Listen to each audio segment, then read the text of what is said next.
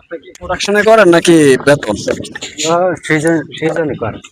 Season হিসাব, season মানে কোনো প্রোডাকশন না? না না, এটা আপনি কাজই না।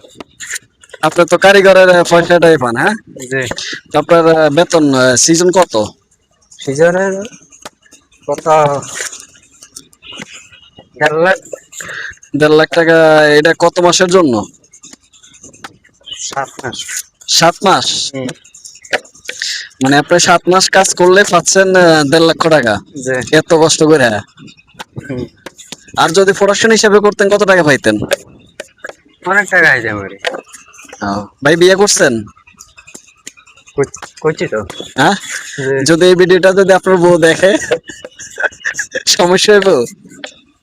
না, কোনো সমস্যা নেই, কি সমস্যা? আর এমনি মানে বউ ছাড়া এমনি অন্য কারোর সাথে মানে কোনো প্রেম টেম আছে নি? না না। হ্যাঁ, নাই কেন? হুম,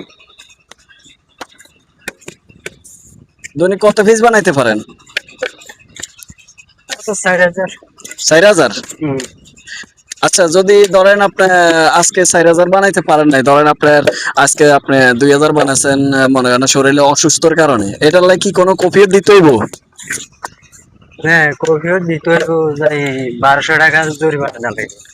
1200 টাকা জরিমানা দিতে হইব? হ্যাঁ, তো আপনার শরীরে অসুস্থর কারণে আপনি পারলেন না তখন? কিছু করা কিছু না, টাকা টাকা আগে লয়ে নিয়েছি না, 1200 টাকা জরিমানা দিতে হবে।